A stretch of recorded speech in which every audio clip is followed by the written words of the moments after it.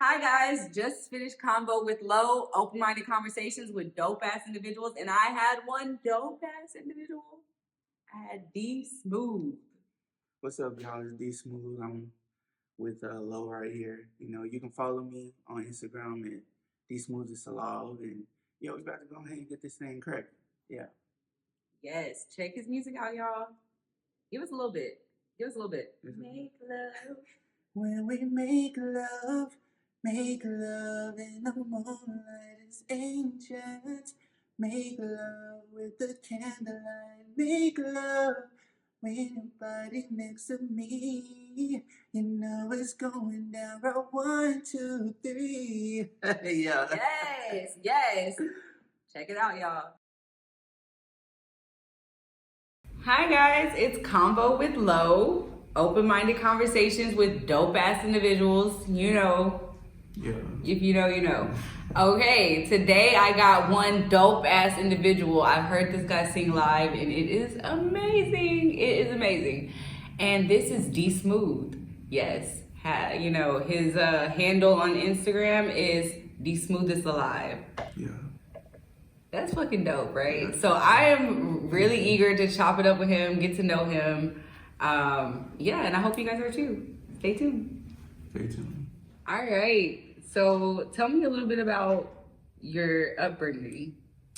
My upbringing was pretty cool. I got to, I was living with my grandmother. She's the one that got me more into singing.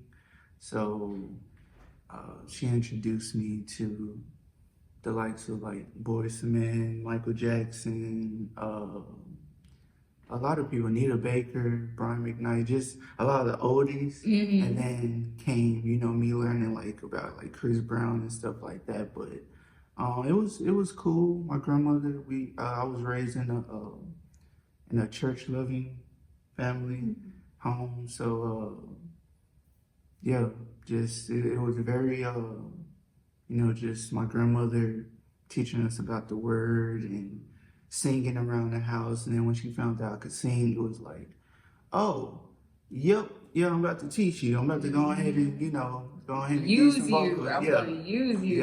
Yep, that's exactly what happened. So yeah, it was real nice. My grandmother, she's definitely supported me a lot. So if you don't mind me asking, where were your parents? My mom, yeah, I got to see my mom. My mom was around. I went, like, I lived with my grandmother, and during the week she would take me to school, and like weekends I'd go like live with my mom, Okay. go see her. My dad was Rolling Stone? yeah, I was a Rolling Stone for a bit. He wasn't, I didn't really see him like that, but when I finally saw him, we had a good connection, but I'm a grandmama's and mama's boy, so so yeah. So it's more like your mom and your grandmother poured into you more so, and then how was it meeting your dad? Meeting my dad, it was cool seeing him. He got a real deep voice. Very very manly. He made show like, hey, what I say goes. But it was nice. I'm pretty sure you probably gonna see this, so I ain't got nothing bad to say about you. But it was cool. I just wish he was. I was around him a lot more. Kind of having that father figure in my life. But it's all good. It's good. You sound very well adjusted. Yeah. Very well adjusted. Now, do you feel like not having your dad present, like, changed anything, or did you feel a certain way growing up not having your dad present? Not having him present, it was very. I didn't really worry like that. I didn't worry too much because I had my grandmother and mom. I mostly women raised me, you know what I mean? And then I got around my brothers and, they kind of raised me too. So I kind of got like the women and the men side, a mixture of it. Divine feminine, divine masculine. Right, okay. right. And you know, growing up, I kind of just looked at my grandmother, and my mom is like, you know, mother and father. You know, So you felt complete. I definitely felt complete, especially with my grandmother, because I was every day 24/7 around her. So she really, you know, like showed me that love and compassion, and you know, really grounded me into, you know, believing who I was and going out and to never give up on my dreams. You know? Now, you said one thing that I wanted to touch on. You said knowing who I was. So, who are you? Who do you define yourself as? DSmooth. I mean, you know, nah. DSmooth is alive. Yeah. Nah. I define myself as just, just, you know, just hardworking, humble. You know, just trying to stay out the way, go getter, almost. You know, just trying to find things to elevate myself more, like in life, and you know, staying out of trouble.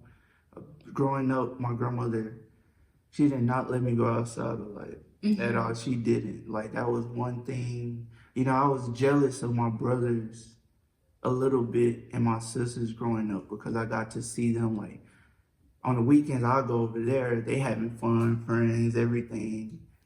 Get back home, I can't go outside or nothing. But now, kind of seeing like why my grandmother was like that, and you know, sometimes I hear my brothers or sisters kind of like getting in trouble, and I'm like, oh, you know, I'm like, now I kind of understand why she just didn't want me like just out and about, just doing anything on the street, you know. So yeah, my grandmother, yeah, she really, yeah, I really look up to her. You respect her. Respect her, I really do. And my mom. But I really do respect her. Okay. Do you feel like being raised by women, do you feel like that made you more of an R&B singer? Like, you know, like having that insight. Yeah, I feel like that brought me more into more into like the R&B stage, like you said, the love making music and stuff. Cause growing up around women, my aunt, mom, grandmother, and other women of like size of my families, you know, they, you know, taught me what it, they taught me the importance of treating a woman, and you know, like the value, what a woman want, what it, you know, their needs are, not to go for like the what my grandmother used to say, like the gold diggers or anything. So she taught me to look within. Discernment. Yeah, discernment. Look within. Learning to love a woman, cherish her, and you know, go make mistakes, and it's just about coming back and reevaluating yourself, and you know, so that right there kind of followed, guided me into songwriting. Yeah. How old are you, and what was your first song that you wrote? I talk about this story a lot. It's a little funny, but I was in, I want to say, eighth grade. Eighth grade when I wrote my first song. It was called Pretty Girl.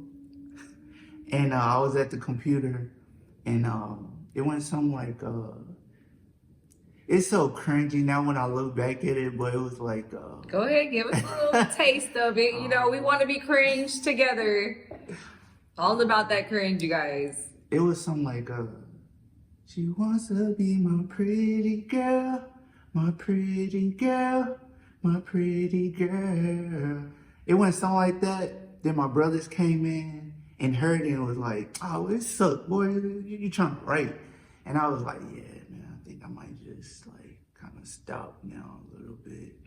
But I kept going. I kept looking up to people like Michael Jackson, Neo, looking at their songwriting and how they wrote songs, and uh, uh, created, like speaking from the heart, inside. So I can really feel that because I write music or wrote music when I was younger. I haven't really got tapped back into that, but I do remember Neo when he first came on the scene. It was just like, this is a songwriter right here. Yeah. Like I felt what he was doing and what he was saying, because it was just like, that's how I kind of write. That's how I think when I write music. Did you get that type of take when you heard his song? So sick of love songs. Oh yeah, man, listening to Neo, he was definitely a big inspiration in my life, because looking at like how he wrote the song from like a woman's point of view, and I was like, man, like that's crazy. I ain't never like thought about that. So that's when I kind of like started like experimenting. I was always like on ETV and MTV or like VH1, looking at like behind the music. I like looking at like documentaries of how famous people became where they was. So like it always gave me inspiration to keep going and to kind of follow their path, because like there's some things I like noticed, like, oh, they was at the gas station singing out loud. I'm like, oh, okay, so I need to go to the gas station, sing out loud real quick. So I would look at stuff like that, and it just inspired it. I don't know, it just woke something inside of me to just keep like, to not give up, and to like just keep at it, keep perfecting my craft. Really, I like that you said perfecting your craft. Like a lot of people don't see it as a craft. They just see it, oh, quick way to make money, you know, or I'm talented so I can do this. But you see it as a craft, like. Oh yes. My bad. No, go ahead. Oh, yes, I definitely see it as a craft. Because this is something that I've always dreamed of, and growing up, that's another thing too about, I love watching movies, and I will always watch behind the scenes. I also act too. I seen. I was gonna ask you about that. Oh yeah, that watching movies brought out like, it brought more of my creative side out. So it brought more of like, oh snap, like, okay, I can write music, but what if I like wrote a movie, or like what if I just wrote like a short skit or film? And yeah, that kind of like, after seeing all of that, I'm like, bro, like I really want to get in like the industry, but at the same time watching other videos of how the industry work and how they can do you, it's like, oh man, well, how I'm gonna maneuver around that, and it's just kind of all about having the right people in your corner. The right mindset. Right mindset, yeah. Because some people get too big-headed and want too much money, but it's not just all about the money. It's about being smart and and the love of the craft. Yeah. Like seeing it as a craft and like not just like a way to make money. I'm doing it for the love of my craft, and the money is just an extra that comes along with it. Yeah, exactly. I mean, of course, we want the money. Oh yeah, we want of course, the money. Yeah, can't do just a free show without the money on. But I do a free show though, because I'm still up and coming. So He has. Oh yeah, I did her show. Yeah. And he fucking killed it, bro. Thank you. So yeah, when he's saying, "Can we make love?" Go ahead, sing, because I can't do it. Can we make love in the moonlight? It's ancient. Make love with the candlelight. Make love with your body next to me. It's going down round 1, 2, 3. So, was that like? So, do you feel like your music is inspired by fantasy or by real life, or both? Both. I feel like it comes from a place of it comes from a place of like fantasy, like, oh man, like what can I, like what can I do? Like, you know, like, what in my mind I can explore with like love, you know, and then it also comes from, oh, like, oh, okay, like, it'll come to mind, oh, this will go well on, you know, on this song or this line, okay, and then follow it up with like a rhyme and, oh, that sounds good with that, cool, let me go ahead and, so it's a mixture. Okay. So do you feel like your music evokes certain feelings, or and if so, what are those feelings? Um, it's, I feel like it evokes a mixture between passion, sadness, and like excitement and love. It's like a mixture between all of those. Do you feel like as you grow and you become healed, do you feel like that takes away a little bit of the soul that goes into your music? Because you know, a lot of times when you write a sad song, you know, I know for me, I would only be able to write sometimes if I was sad, you know, Oh, or yeah. yeah, like, or if you're in that certain state. Do you ever find it kind of difficult to write because you're in a healed place now, or you're far from that feeling? Yeah, sometimes, uh, you know, I'm still going through some healing in areas.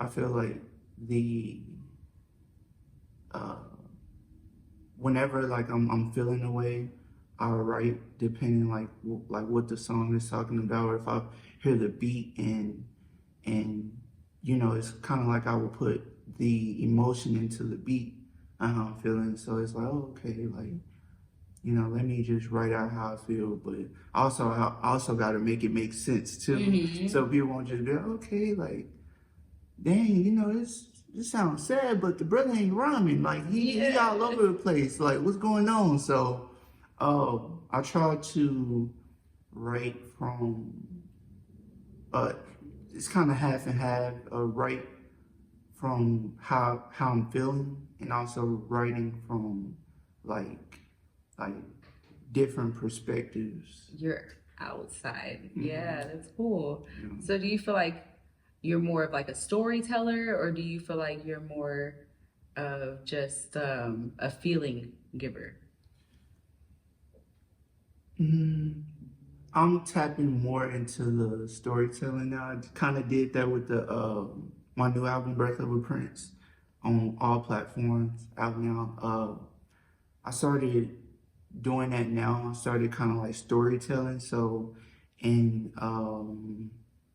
this one song called Hold Tight, you know, it's a freaky song, but I kind of tell a story from beginning to end, and I kind of have like a little kind of like a singy rap part in there where he's like telling like what's going on between those two. The music video is gonna be insane, but Really, I can't wait. I actually want to hear it. We're actually trying to like get a little clip of it if you guys. oh yeah, I definitely got some. I haven't got to like the music video yet, but it's just not with that one. This that I have a song called uh, uh, What Your Name Is. I also have one that's called Miss Calls. So it's kind of like storytelling for So, the new album. as an R&B singer, do you consider your R&B singer, or do you consider yourself just a singer? Yeah, I consider myself an R&B singer, but I can write from I can also write in other genres because I listen to a lot of genres.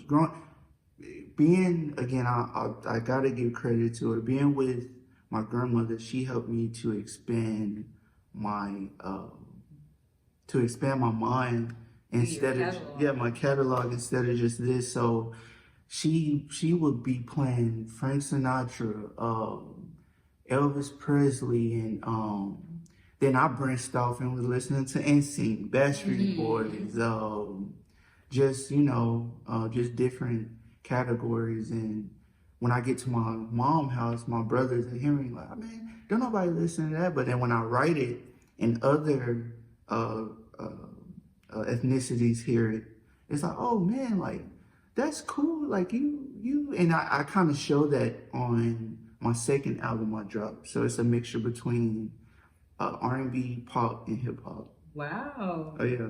Wow. So I do have a question since we're talking about music. Okay. Yeah. Who would win in a battle, Michael Jackson or Chris Brown?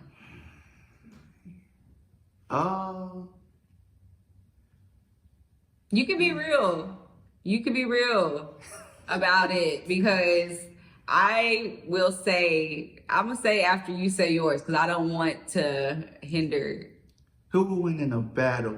What kind We're of talking battle? about, okay, not no Dragon Ball Z type, like, Oh, yeah. not like that. But if we were saying Chris Brown's catalog and dancing, Okay. and concerts and performances, and Michael Jackson's concerts, catalog, and performances. I got Michael Jackson. You got Michael Jackson? Definitely got Michael. All right, well, I got Chris Brown, and I swear Chris Brown will beat. Let me not even make a beat joke because that would be terrible. But Chris Brown, hands down. Well, I feel like, and I've seen a lot of like podcasts and a lot of different videos on like people's intake on Michael Jackson and Chris Brown. Here's my thing. Chris Brown now, like the generation now, he's like the next Michael Jackson. He's basically the next Michael Jackson. And I've seen videos when he was 16 with Michael. Like, you know, not really, I haven't really seen him like perform or nothing with him, but like taking him on stage and stuff like that. But Michael Jackson, I mean, that still to this day, I feel like, you know, he had people fainting before he like just standing there before he even hit the stage. Okay, don't do Breezy. I know somebody's fainting for Breezy. Somebody's fainting out there for Breezy. No, they did make Breezy. Listen, if you ever see this, I don't know if you will, but you know, if you ever see this, huge fan, love you, bro. Every single album, song, huge fan of like your whole catalog, your dancing. Big inspiration to me, but they both have had like a really big inspiration. Chris Brown would probably be like, bitch, you tripping if I said that, Chris Brown. But I fucks with Chris Brown, like I really do. And it's not like a schoolgirl crush. I think he's very talented. Oh yeah. So yeah. So I guess, everybody probably gonna be like really low, but yes, Breezy all day. Yeah. You say Mike Jack, I say Breezy. Yeah, it's a mixture between both. But all right, let's arm wrestle over it. No, I'm just kidding.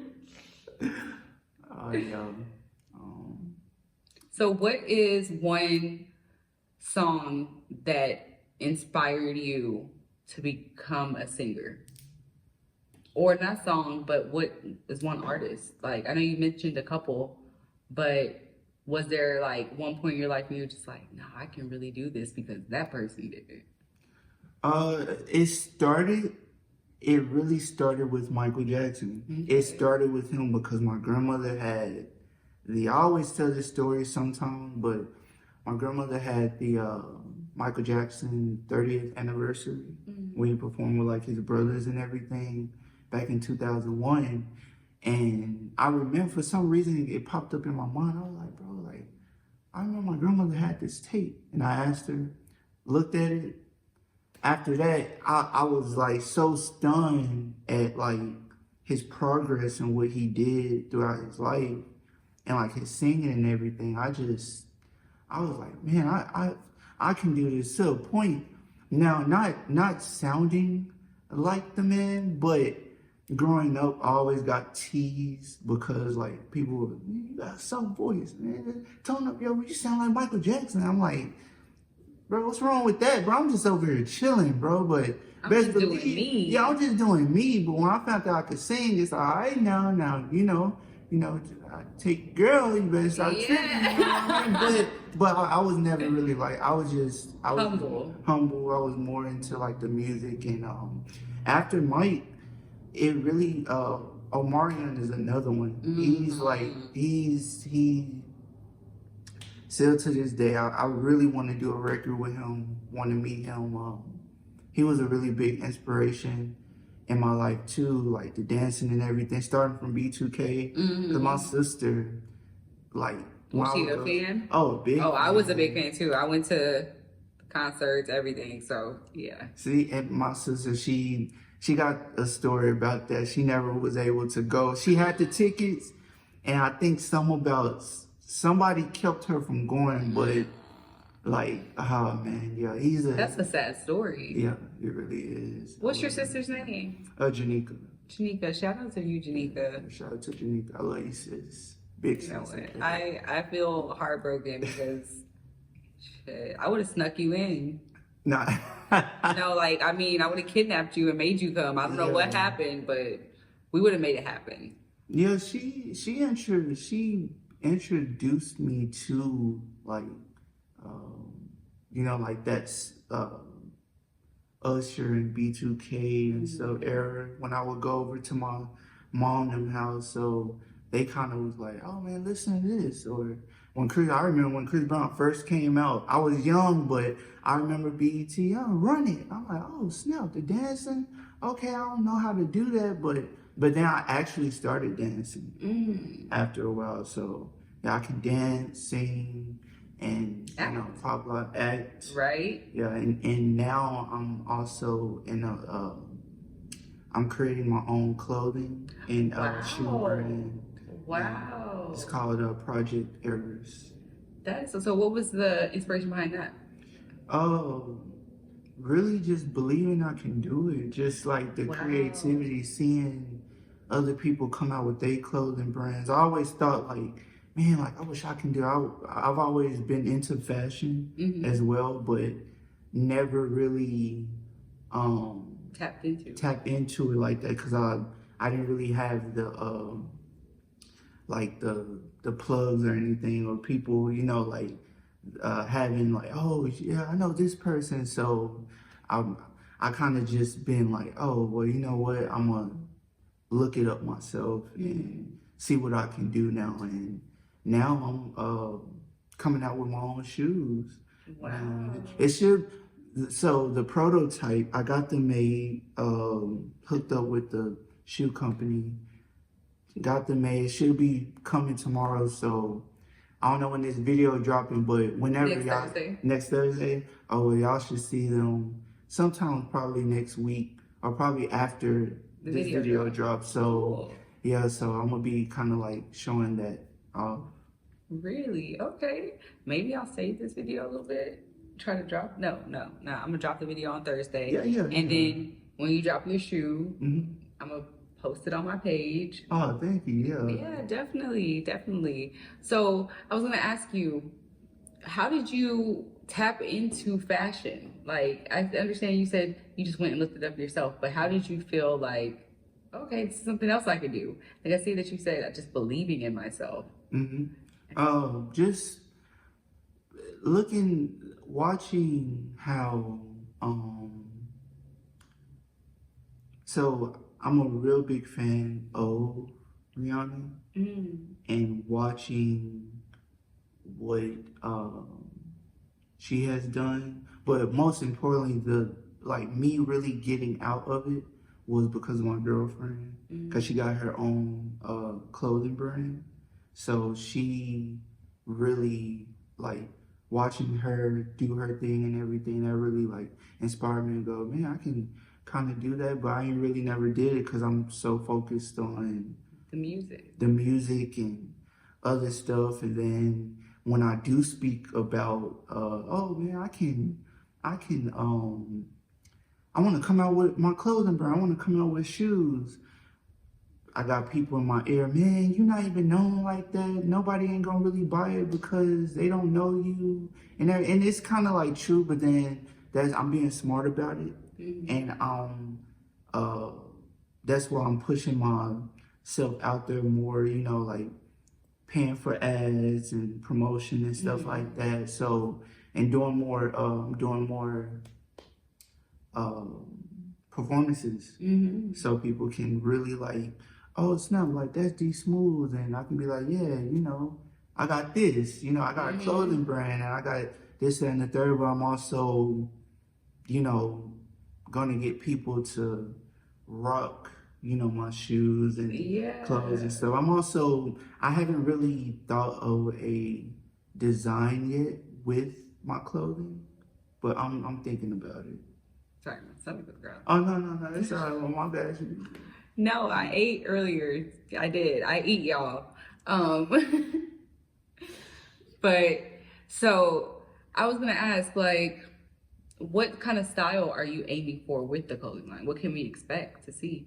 You can expect like it's it's a mixture between like um sort of kind of like streetwear and like uh how am I trying to put it? I've been thinking it through, but I haven't really just came up with a design because I love to see how people like um, Chris Brown and Michael Jackson and Jason Derulo and Omarion, like, you know, like certain things that they wear in their music videos, or like even back then, the nostalgic and what they was wearing. I'm like, man, like I really like that. You know who's been killing it in the fashion game? And I hate to give him his props, but that Offset. Oh, really? Offset can really dress. And I'm into fashion too. So I definitely like feel, and I'm very like interested in seeing this fashion line. But I would say check out some Offset. And one thing that I would also suggest doing is creating a vision board if you haven't already. Like, and because I'm also coming out with the lingerie line, and so Oh, it's nice. yeah, so I'm working on that. And I think that, you know, I first started off going on Pinterest and like, oh, this is what I like, this is what I like, this is what I like, this is what I like.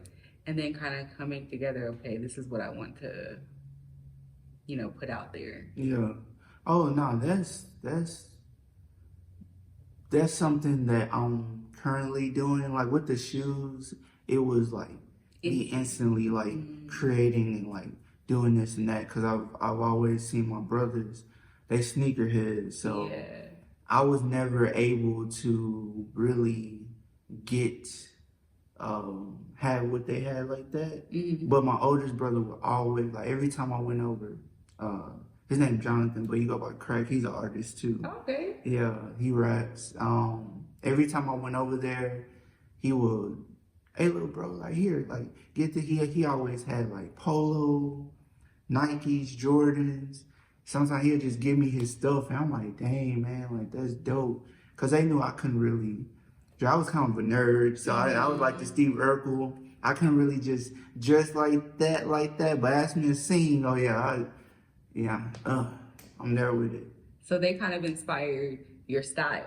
Yeah, they inspired my style, and then I branched off and, you know, started looking at like how others, you know, dress and stuff. And I kind of like dressing like in cardigans and, you know, like cozy. Yeah, cozy. Yeah. You know, I kind of like that, and the suits and everything, kind of like professional. Yeah, or business cash. Business, and turtlenecks, all of that. I love that. So what can we expect to see coming out next? I know you have a show. It's coming out this Saturday. I'm gonna still announce it on my page, but it's gonna be after this is launched. So tell us, what else can we expect coming up in the future? Oh, what can you expect? You have a movie. Yeah. You got a movie, right? So I'm currently working on, I haven't finished the script, but I do have a movie that will probably, I'm really praying like the production and process start this year and then come out like the beginning of next year. Hopefully this year, but the movie is called The Throwback. Okay. And it's kind of like inspired by like the house party movies, Class Act, and Living Single, Martin, and Different World. Kind of bringing the old but like in the modern day. Yes, You I know? like that. And Kind of like a black excellence mhm, back, you know? exactly, that's exactly what I'm going through. Like even like with my black women, you know, my sisters, you know, I want them. You know how like back then in the shows they were always business casual or like Classy, classy. sophisticated. Exactly, or like they was either lawyers or designers and stuff like Writers. that, writers. You know, I want to bring that back instead of uh, the narrative now that they're pushing.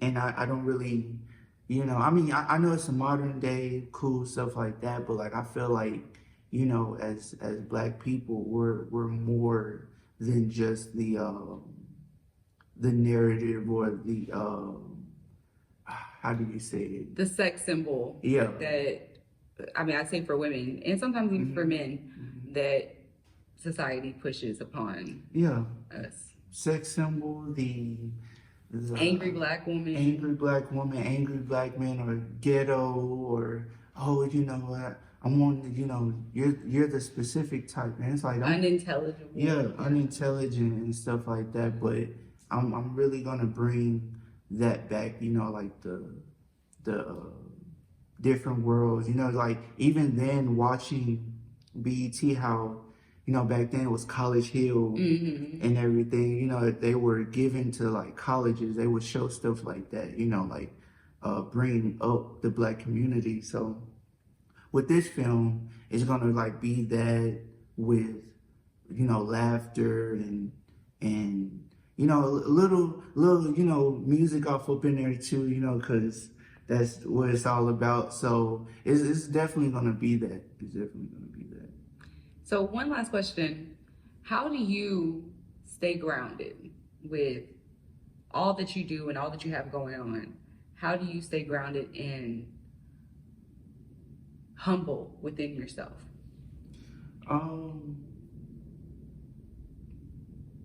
I think really just prayer. I pray a lot. You know, I try to walk the way I talk. You know, I try to.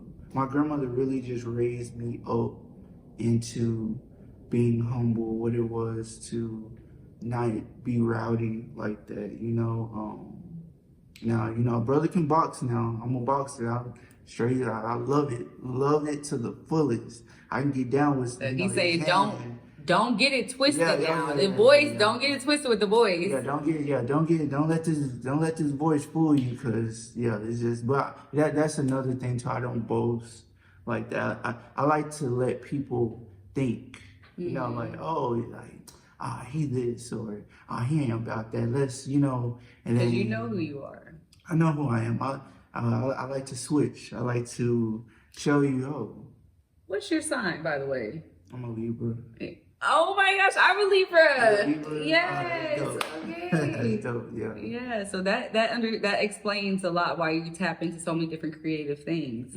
Because we are harmonious creatures, and Venus is about love and the way things look, the way things sound. They want things beautiful. They want things to taste good. Everything. Yeah, Libra. Yeah. We go hard. We pretty dope, you know. But people got you know certain things to say about you know Libra. The thing about a Libra, we sweet as pie, sweet as pie. Yep.